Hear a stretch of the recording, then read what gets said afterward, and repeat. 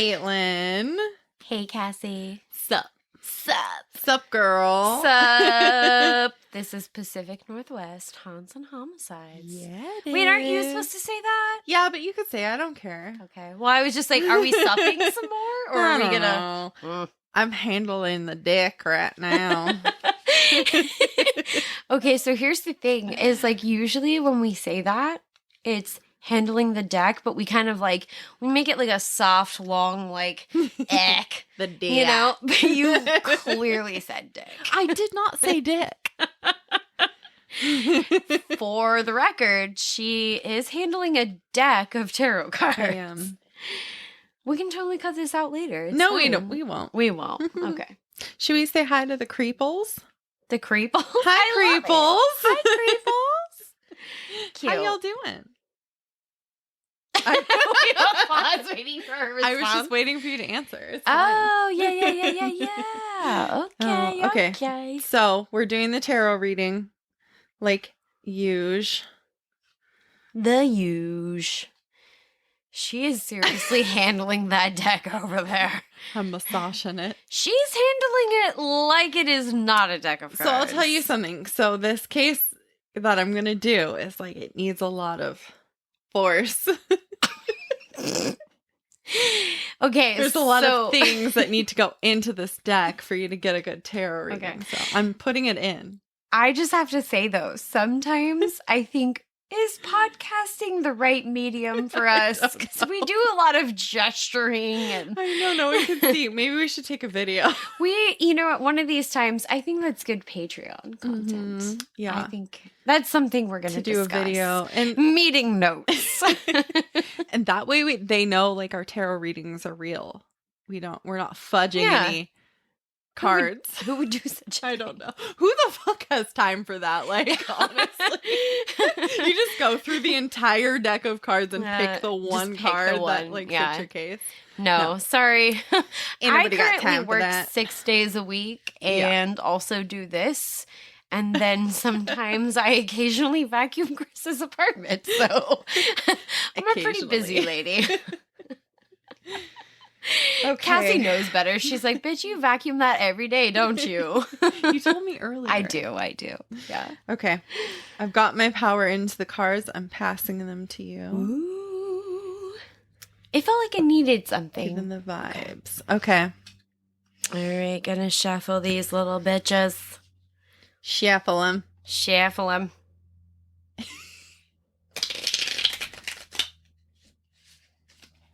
Oh, she dropped Oh, one no. again every time. I'm telling you, it's not ghosts. It's just real. I'm a clumsy bitch. Okay. Cut them cards. Okay. Cut Okay. on top. Okay. Am I going to shuffle or are you confident I this think is I'm your confident. That's my Okay. card. card? Okay, so here's the thing. Actually, you need to draw the card. I need to draw yeah. the card. Okay. Because it depends on how you decide to place it. Ooh, and it's upside down. King of... See, that's why. Because it's your Mhm. energy. I don't know the case. So I feel like it needs to be... Okay. Oh, here we go. That's how you know that we were drinking the whole time. We were taking photos. Oh, yeah. Ugh. We I- took photos right before this. I always have an accent when I've had more than 2 drinks. It comes and goes, cuts in and out. Comes but and it's- goes. It comes and goes. Don't you know?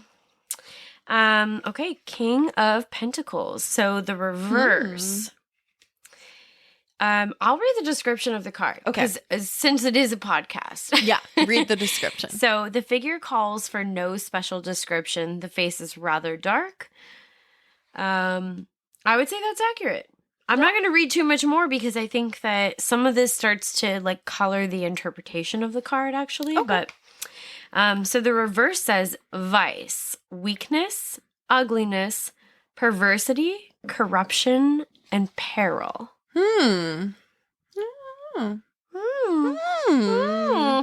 Let's marinate on that. Oh, Cassie. Where's the big book? Let's read the big I book. gotta get the big book.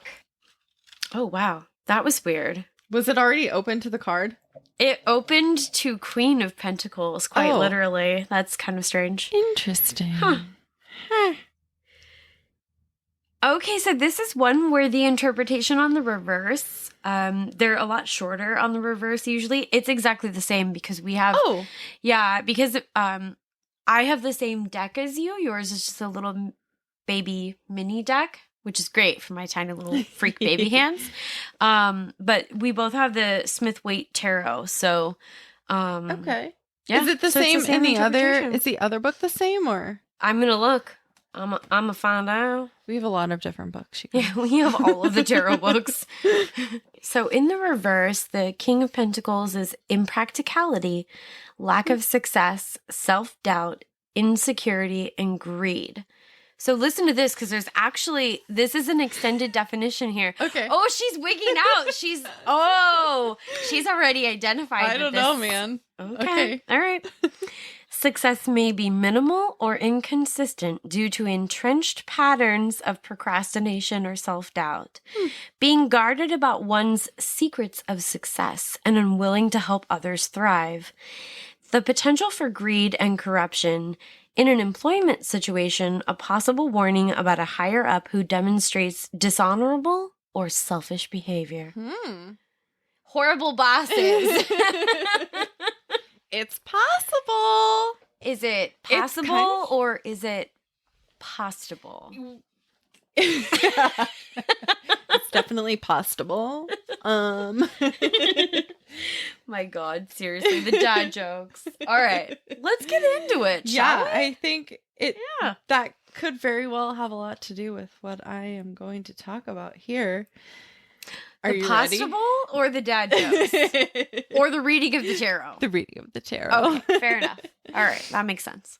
So, do you have any guesses about what I'm going to do? Because I told you it wasn't ghosty related. I know. When I was like, what else supernatural? I don't know. Are you ready? Probably not, but let's do this. Are you ready? Okay, yes. Do, do, do, do, do, do. I want to believe. No! Oh my God, it's UFOs? We're doing UFOs. Okay, I was like, it's gotta be aliens, I'm so right? excited. Yeah. Yay. Yep, Yay, we're doing UFOs, which isn't, not technically aliens, but yeah. UFOs. It's fucking aliens, though. Unidentified flying objects. So, we're not going to do Area 51 or like Roswell, which is like the most well-known things, because they're not PNW, right? Yeah, no, they're not. And also it's kind of been done to death, right? too. Like, yeah. we might. What can we add to that? We might touch on Roswell a little bit, but just a tiny bit. But did you know the very first reported UFO sighting that made it into the national news was a man named Kenneth Arnold, who saw 9 UFOs over Mount Rainier, Washington. Yes! We're really excited. We're so excited. I feel like we keep getting really high-pitched, and I apologize. Yeah, sorry about that. We'll see what we can do in post. But this is exciting, because it's like right here in the PNW, which is what our podcast is about. Wait, what? Yeah. Okay. All right. So his encounter was first published in Pendleton's East Oregonian. Shut up. That's where it was very first published. This is actually where we first start to hear the term flying saucer. Nuh-uh. This is where it originated. Yeah. Love it. Love it. This was known as the Summer of Saucers. Shut up. Isn't so that like amazing? Hot Girl Summer, but for sauces. Summer of Saucers.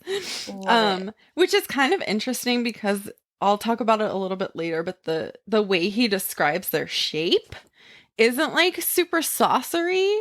It's kind of like how he described the way they moved, but it's not going to be like the typical like, flying saucer UFO like cartoon shape that we all think of now. It's a little bit different. So it's interesting that like it started there, but it's not really like the same shape. So we got there somehow. Yeah, we got there somehow. Like, the media kind of takes things and runs with it, but Well, we'll talk about it a little bit as later. they do.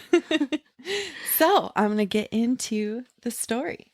So Kenneth Arnold was a pilot, and on June 24th, 1947, he was flying from Chehalis, Washington. That's how you say that, right? Chehalis? Yeah, Chehalis. He was flying from Chehalis, Washington to Yakima, and he like did a little detour to search for a marine transport plane that had crashed near Mount Rainier. Yeah, there was like a cash reward for it, and like other planes were doing a search for it too. So he kind of detoured, went to search for this plane. It was around 3 p.m. He wasn't finding anything from the plane wreck. So he headed back east, and I'll post a map kind of the area so you can see. Yeah, I feel like that's helpful. See where the mountains are and everything, where he saw the things. Okay. And I'm making like a note of the specific times that you're mentioning too, because 3 p.m. is like daylight.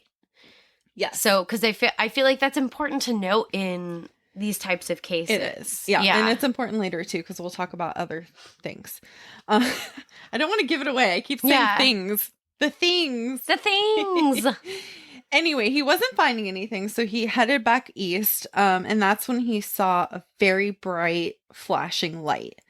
And it was kind of like, he described it like light bouncing off a mirror. Like if you think about light shining on a mirror and that kind of light kind of bouncing. He thought it might be another airplane, which, you know, that's what you would think if you're up in the sky flying. I mean, seems a logical conclusion at that point, probably. So he checked his equipment and he... Oh, son of a bitch. Oh, third love. You have it too. Yay. Roz. Yeah. So he thought it might be another plane, but there was nothing. He checked his equipment. He didn't see any other planes except one plane that was about 15 miles away, which was not... It was in a different location than he saw the flashing light. Okay. So, I mean, we know his equipment worked because he saw the other plane on it. He wasn't registering the flashing light, though. It wasn't showing up. Ooh, freaky. Yeah, and I keep saying equipment, I'm going to be honest with you, because I don't know what planes use to, like, see other things. I mean, you're not a pilot. Yeah, that's fine. I have no idea. And it didn't say in anything I was reading, and I was like, I don't know. Yeah, because they don't know either. Equipment. They don't know either. I mean, I would think that's probably typically, I think that's radar. Is it? See, I was like, I don't know if it's radar. I don't know which. You know, to be honest, I don't know, because that's such a different, like, that's the 1940s, so I'm not sure. Yeah. But yeah, I think radar is part of the technology. Yeah, it doesn't matter. Like, equipment, we're not pilots. I didn't want to say radar and then have someone like email us. They're like, it was the 40s. It's not radar. So I'm going to say equipment because, you know, whatever. So we know his equipment was working, but the flashing light, where it was located, it should have shown up and it didn't. Very quickly after this, he saw more flashes of light to the north. And he did a couple of tests, you know, because he wanted to make sure it wasn't his plane or anything causing the light reflections. He like rocked his plane. They weren't moving. He even took his glasses off, which I was like, whoa, do you think it's like your glasses like reflecting? But he did it. He took his glasses off. But he's literally trying to eliminate every possibility. He's doing what you should be doing. So this is kind of weird. He rolled his window down, which I didn't know you could do in a plane. Yeah, well, so at certain altitudes you could. I had no idea. I was like, he rolled his window down in a plane to like make sure it wasn't anything like on his window. You can't do that in like a commercial flight, but yeah. Can you imagine? Yeah, I know it's weird because we don't think about planes that way. Because I mean, we're not people that own our own tiny private planes, but yeah, I think at certain altitudes you definitely could. It's super interesting. So I learned something new.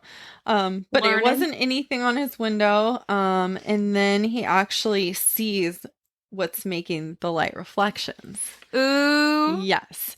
So he saw several of these flying objects go towards Mount Rainier and then right in front of him. They passed right in front of him. And then seeing them from like the side angle, he said they were very flat, thin, like oval shaped.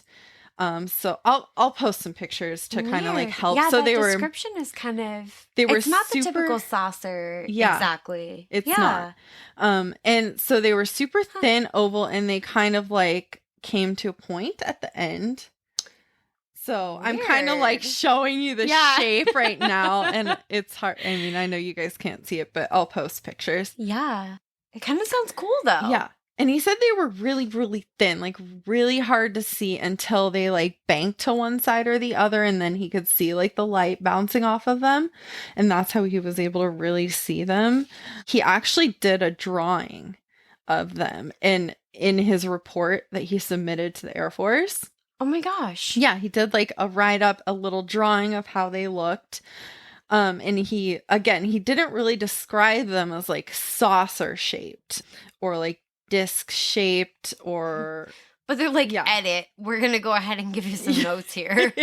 Okay, so then he like kind of describes them as if you were to look at them from like the top or the bottom, the front is like a rounded like U shape. And then the back kind of points into a triangle. Okay. Yeah. Does that make sense with like kind of what you're seeing? It does, yeah. Okay. And again, I'll post a picture of the things that he drew and stuff. So he didn't exactly describe them as like saucers. He kind of described them as like disc shape or pie pan shape, but only like the front half. Yeah. Because it's rounded. But you can see how over time through like retellings, how that slowly just morphs into it being a saucer shape. So it's kind of rounded at the front and then it is pointed to an angle at the back. So it's not like a total circle. And then later he does kind of describe them as like their movements were similar to like a saucer skipping on water.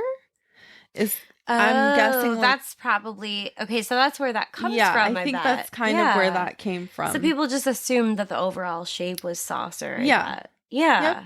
Okay. And it's kind of interesting where how like the retelling of a story, like through different news it's things. It's like a game of telephone. Exactly, yeah. So he says they were all flying kind of in unison, not just in a straight line, but they were kind of grouped together in a horizontal, like diagonal line. So like kind of like staggered? Yeah, like staggered. Okay. Thank you. Do we know how many there are? He said there were 9. 9, okay. So yeah, he saw 9 of them and they were in that horizontal, like staggered line. And it seemed to him like he estimated that it was about 5 miles long. What? Which is pretty long. Huge. Yeah. For 9 things to be in one line for 5 miles. That's a gigantic chevron. Yeah. Okay, I'm actually going to play a clip for you of how he described them. And it's like a really old news clip, and it's super cool. And I noticed to the left of me a chain which looked to me like the tail of a Chinese kite, kind of weaving and going at a terrific speed across the face of Mount Rainier. And they seemed to flip and flash in the sun just like a mirror. And in fact, I happened to be at an angle from the sun that seemed to hit the tops of these peculiar-looking things in such a way that it almost blinded you when you looked at them through your plexiglass windshield. And I could see them only plainly when they seemed to tip their wing or whatever it was, and the sun flashed on them.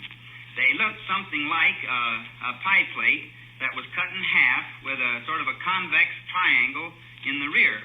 Now, I thought, that maybe they're jet planes with just the tails painted green or brown or something, and didn't think too much of it, but kept on watching them. They didn't fly in a conventional formation that's taught in our Army. They seemed to kind of weave in and out right above the mountaintops. Oh my gosh. And he's so earnest. It's funny. You listen to like these recordings from like the 40s and 50s and it's so cool. Yeah. I really liked that. So he kind of like described them as a Chinese kite, and I had to like Google what that looked like because I mean you can kind of see it in your mind, but I had to Google it to really kind of understand what he was saying. So to me, it kind of sounded like they were like kind of like serpentine moving, but like staying level, but kind of like weaving, kind of like that makes like sense. A snake, like A slippery little sneaky snake. Yeah, I think so. Do you have any better way to describe that? Because I don't. No, I mean, I think that from what he was saying in that interview, that sounds like a fairly accurate description. I mean, at least the way that he described it. Yeah. Yeah. So that's really interesting. So if you guys want to go and Google like the Chinese kites and see kind of how they move in the wind and whatever, that's kind of like what he was describing them as. And at first he kind of thought it was like military testing. He didn't know. Yeah, that's what you would think as a pilot. Yeah, you know, that's what you would think. But he kind of like got an eerie feeling about it. Like things just didn't seem right. And the first thing he did was he did some smart people math. He kind of yeah, smart that's some people serious math. He estimated the UFOs had to be larger than 100 feet. It's a pretty big craft. Yeah, that's huge. Well, I guess I don't really know, but yeah, I mean that's pretty big. Yeah, it's a decent size. I would say, like compared to like maybe a lot of commercial like vehicles that we use today, maybe that wouldn't seem so big by comparison. But back then, that was a fairly large craft. Yeah. And then later, the Air Force kind of did a study on it, and they estimated they were between 140 to 280 feet. Yeah, so that's pretty enormous. They thought they were even bigger. That's very large. Yeah. And then another huge reason things didn't feel kind of right to him was that he timed them to figure out how fast they were going. So he timed them from Mount Rainier to Mount Adams, and he did some more smart people math, and he estimated that they were going about 1,200 miles per hour. Yeah, which I mean, is in the fast. video, yeah, I mean, in that interview, he describes like what the fastest, aircrafts are capable of back then, and that's quite a bit quicker. Yes. I mean, that's a huge increase on the overall speed for sure. For sure, like 800 or 900 miles an hour versus 1,200. Yeah, that's pretty significant. It's fast, and then I'll link the full interview too, or. It's not the full interview, but it's a partial interview. And I didn't play the entire thing, so I'll link it for you guys to go listen to because it's pretty cool. I love hearing the old. It's old-timey, but it's also really interesting. Yeah. So obviously, if they're going 1,200 miles per hour, he couldn't keep up with them, so he lost sight of them eventually. And he was also thinking, like, if they were going that fast, like obviously humans would not survive that kind of pressure in an aircraft. Not back then. Not the way that they were constructed. No. That's a good point. So if it was humans, they were likely being controlled from somewhere else. They weren't actually in the aircraft. And I mean, if they were aliens, same thing. They could have been controlled from somewhere else, but we don't know aliens. They might be able to withstand that kind of pressure. We don't know anything about their little baddies. We don't know. So their bodies are a mystery to us.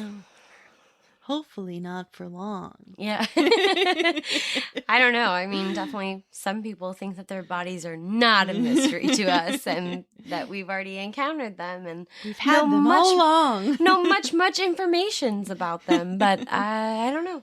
Not the public. Yeah, not the public. So when he got back, he landed. He told his friend who was the GM of the airport he landed at, and Caitlin, this is for you. The fucking tea spilled all over that place. The tea. It spilled everywhere. Everyone found out. And then the next day he was interviewed by the East Oregonian. Oh my gosh, that's so wild. So they said, the East Oregonian said he seemed like an incredibly... He seemed like a credible witness. Yeah, that's what I'm trying to say. He seemed like an extremely credible witness, not an incredible witness. He was an incredible witness. Incredible. Incredible. He was a respected, experienced pilot. He wasn't outlandish with his story. He didn't change any details. He seemed to just relay the facts of what he saw without like embellishing any crazy shit, which is rare in UFO. Yeah. I would say so. Yeah. So we're going to talk about some of the other people who witnessed these UFOs in the sky that day. So, another man named Fred Johnson was on Mount Adams, and he saw 6 UFOs through his telescope the same day, the same time, obviously the same area as Arnold. He described them as round but tapered to a point. Kind of the same. Yeah, it sounds description. similar. Yeah. And he said that they actually disrupted his compass. Like his compass was moving. And that's unsettling. Yeah, right? I don't like that. I know. That's kind of creepy. And then another man, L.G. Bernier from Richland, Washington, which is about 140 miles east of Mount Rainier, said he saw 3 UFOs flying towards Mount Rainier about 30 minutes before Arnold and Fred. So like 2:30. And he described them as discs flying he described them as discs flying at an extremely high speed. And he kind of thought that they were part of a larger formation. I don't really know why he thought that. I couldn't find any descriptions on why he thought that, but for some reason he thought that. That's long enough ago that it would be hard to get more information if it wasn't already spelled out in whatever interview. There might be. I don't know. I couldn't find it. And then around the same time as Arnold, so 3 p.m., Ethel Wheelhouse in Yakima, Washington, which is about 60 miles northwest of Richland, also reports seeing multiple high-speed flying discs in the sky. What I think is really interesting about this is that you have people that are at a great enough distance that it's not like they're just neighbors who cooked up this story. Exactly. Yeah, they're all different areas. And I'm sure it's like these are all people that didn't know each other. They're describing something similar. Mm-hmm. It does make you think that, like, okay, maybe it's not aliens. Maybe it's not what we think it is, but all of these people are seeing something. There's something up there. I mean, what reason do they have to lie? Yeah. Historically, UFO people have only been mocked. It's not like they become famous and, like, you know. I know. Oh, you saw a UFO, so you get money now. Yeah, no, you just get mocked. You just get ridiculed. So, and then especially people like a pilot, like, why would he lie about that? No, like, I mean, his credibility is really important. He wouldn't want them to think that he's just becoming some sort of a wackadoodle. Yeah. Like, I don't take away his license. Yeah, they're like, buddy, you can't be drinking on the plane. No. There's actually more witnesses. So, what? A forest ranger was in a fire watch tower in Diamond Gap, which is 20 miles south of Yakima. He witnessed flashes of light moving in a line over Mount Rainier, and that, again, is the exact same time, 3 p.m. And then Sydney Gallagher in Washington. The precise location is unknown. Okay. But she saw 9 shiny discs. So, I mean, the descriptions are all just, like, they take place at the same time. Mm-hmm. They're describing the same things, even down to, like, the number of these strange crafts that they're seeing. It's interesting. Yeah. And another woman in Tacoma, again, saw 9 objects flying in a high speed, shining light. They didn't have the exact date and time for her, but they think it was around the same day and time, but they don't know. But I mean, again, she's seeing 9 shiny discs. Right. Fair to assume probably she's seeing the same thing that all these other folks are seeing. And there was several other Seattle newspapers that have reports of people seeing UFOs on the same day. Different times and locations than Arnold, but described the same. Objects, flashing lights, flying in high speeds in or near the skies of Seattle in the morning. These were in the morning or at night. Yeah. But again, it's still the same area. Yeah. I mean, some of them, I guess they could be just people that are piggybacking off of it because they want the attention. But, you know, once the story's already out there, you're always going to have people trying to, like, glom onto it after the fact. Yeah. And I don't know when exactly these reports were made. I feel like they were suggesting they were all made around the same time. So I don't know, because Arnold's story was the next day. Okay. So I don't know if these stories all came in, It's fairly possible if they were recent. all kind of reported around the same time that it's just none of them was aware of any of the others having reported it. Yeah. Yeah. Okay. So 10 days later, on the 4th of July, a United Airlines flight encountered 5 to 9 disc-shaped UFOs that flew along with their plane for about 10 to 15 minutes. Okay. And then abruptly disappeared. Because I was going to say, did they encounter Will Smith saving the world? No. They did not. Okay. I mean, I guess what they saw was pretty cool too, but Yeah. So that's pretty interesting on 4th of July, because that's like, how many days? It was... He saw these on the June 24th. Okay, so that's like about a week and a half later. Yeah. So that's pretty interesting. They were still kind of hanging around in the sky, I guess. Or they came back. They came back from whatever Borcon planet they were on. Maybe there was like a big mothership just hanging out, and they were just coming down. Oh, yeah. Maybe they were totally different aircrafts. They came be. back from Lorgasboard. Yeah. Or Lorgan fart.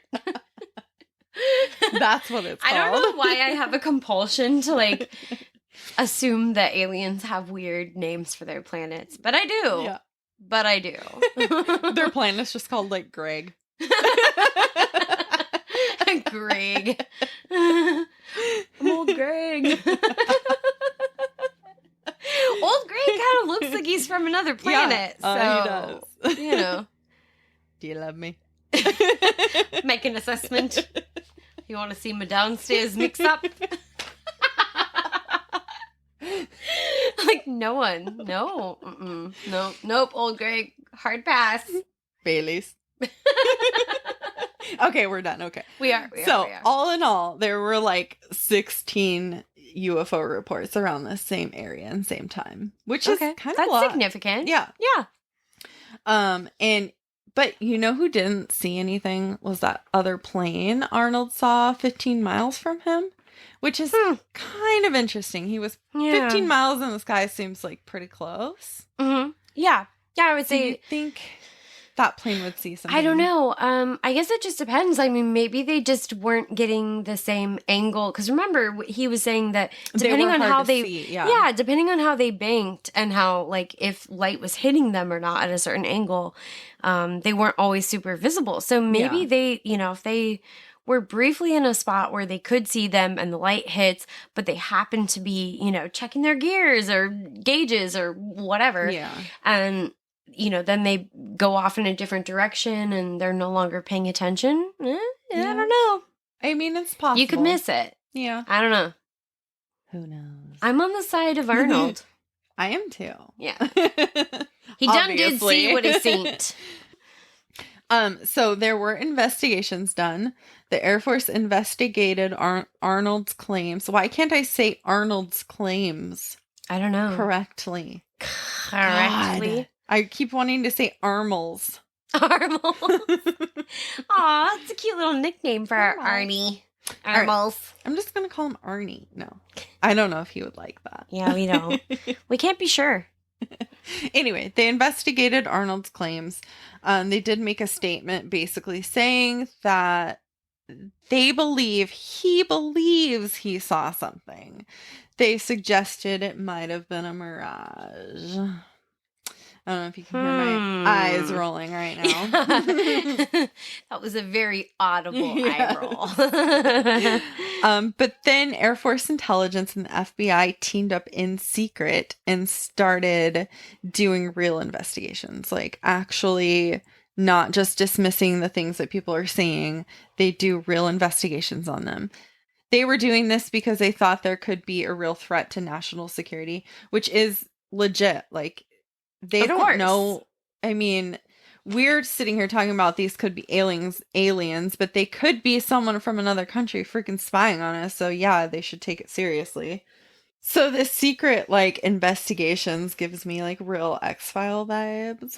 Yeah. Which I love. Yeah. But I mean, we don't want them to be secret. We want them to be public. Okay. Yes. Tell us all of the things. For God's sake. I have some like news I'm going to share with you later. But anyway, okay, spoiler alert. So they compiled several UFO reports that they thought were like the most credible, like Arnold's, who was like a respected pilot, Right. stuff like that. They looked into them further and they ended up concluding that there was in fact something very real flying around in the skies. There had to be. Yes. Yeah, I know you wouldn't be calling my friend Arnold a liar. I know, right?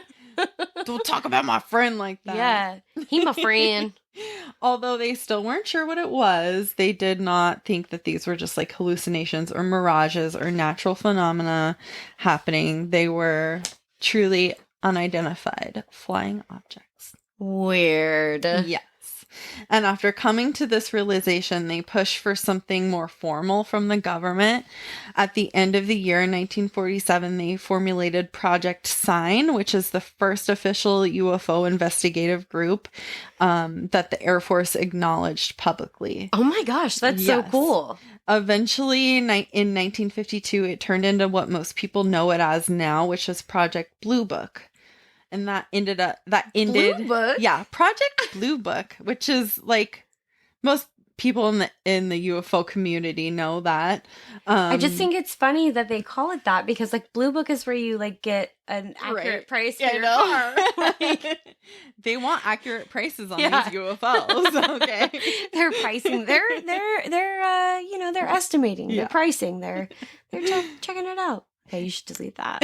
No, I'm going to leave it in. So that actually ended in 1969, which is kind of a bummer, but why? Yeah, I know. Because people stopped believing in UFOs in the 70s? Like, Yes. what? No. Precisely. Yeah, precisely. So, but that actually seems pretty fast to me. Like at the end of the year that this UFO was spotted, that they kind of started doing official investigations, which is pretty cool. And they kept it going for like 20 years. Yeah. And then all of a sudden they're like, nah. Oh, God. Oh, we're too much. Or are we just enough? Just turn us off. No, I'm just kidding. Love you. But I think the reason that they kind of like made this happen quicker was because a few weeks after Arnold's claims were made it into the national news, the Roswell incident happened, which is where they found a crashed disc-shaped object. And then all of the headlines were calling it a flying saucer. Yeah. So they kind of linked all of these like UFO stories together, all like lumping them in as flying saucers. They found one that was crashed in Roswell. So when did they bring in Moeller? JK. I wish he was here now. Hey. I need my fox. I really like X-Files. I'm sorry. I'm such a nerd. Fuck. Okay. Cassie just had a moment. So now the U.S. citizens kind of were going, nuts over A little bit UFOs. bonkers. Understandably. It's a bird. It's a plane. It's an alien. And what makes things kind of interesting about like the Roswell crap was because at first the government claimed that it was just a weather balloon. Yes. Mm-hmm. Yeah, that's the story that like so many of us are. Yeah. Yeah. It's just a weather balloon, you guys. Because it totally looks like a flying saucer. They even like did this big like news thing where they like had a weather balloon in the back and like. And they tried to prove that that's what it was. Yeah. And everybody was like, nah, dude. It ended up being all bullshit. It was a huge cover up. In the 70s, a retired lieutenant colonel came out and said that the weather balloon thing was all just a big cover up. And in 1994, it took them this long. In 1994, the Air Force releases a special report saying that it was actually nuclear test surveillance balloon. Okay, well, yeah, but you've lied about it being a different type of balloon already. We don't believe you. Notes. I was like, you lied to us once. Are we going to believe you now? No. We're not. So there's still tons of conspiracy theories about this. Yeah. I mean, it seems like with good reason, too. Let's be real. Okay. That's all. That's all I got. That's all we got. Just kidding. Spoopy. We're not done. You liar. We have an episode 2. Oh. It's a double episoder. My God, no! You Yep. didn't even tell me it was a two-parter. It's Oh a my gosh. two-parter, you guys. How Look do at you- all of this that I have left. Seriously, how does she keep this in? I'm like constantly trying to spill my guts to Cassie about all of the episodes. I'm sitting we're over here doing. like bouncing because like. Can you hear us bouncing? So, do we want to talk about the tarot card and see? I don't know. It's weird because I feel like I don't want to try to like make connections that aren't there, but don't you think like corruption? That's like, yeah. I That was speaks thinking to me. that. Some of the Yeah. other ones I'm not sure how they play in necessarily, Let me but see the. it's the reverse. So the reverse in the big book says impracticality, lack of success, self-doubt, insecurity, greed. Mm. And the larger interpretation said success. Oh, Cassie, I think I just figured this out. So parts of this you're like, I don't know.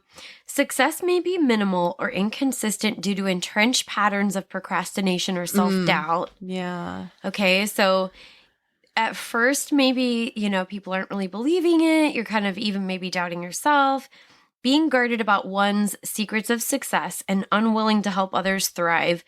The potential for greed and corruption. And here's where it gets me. In an employment situation, a possible warning about a higher up who demonstrates dishonorable or selfish behavior. That kind of sounds like the government. Like, Right. What the government does with like the UFO. Yeah, they're like trying to information. hide stuff and Yeah. like change the story. I feel like that kind of speaks to me on this one. Yeah. That I makes wasn't sense sure to where me. this was going to tie in, but It kind of makes sense too Yeah. with like the next episode oh shit. too, because Spoilers? there's more. So yeah. Part 2 coming at you 2. right quick. So join us next week for more UFOs in the Pacific Northwest. 1, a 2, a 3. Have a creepy ass day. We did it. First try. So, for all of you that are listening, if you have any true crime or paranormal stories that you want us to share, maybe with the whole Pacific Northwest. Yes, we would love to read them on the pod. Yeah, we will read them out loud. Email us at pnwhauntsandhomicides@gmail.com. It's all spelled out, no special characters, super duper easy peasy. Also, if you would like to follow us on Facebook or Instagram, it is at PNW Haunts and Homicides, the same thing as the email. It's all spelled out, no special characters or anything. Bitchin'.